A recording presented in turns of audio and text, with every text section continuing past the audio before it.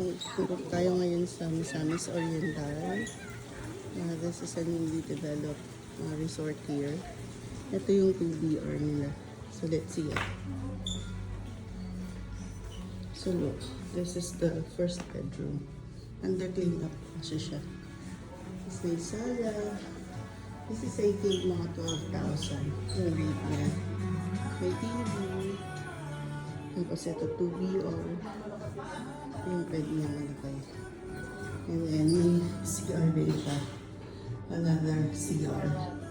And the good part is meron dito. Tcharan! Swimming pool. Dito siya.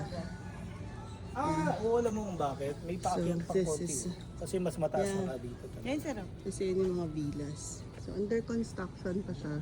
So soon magiging available na siya. Yan, diba?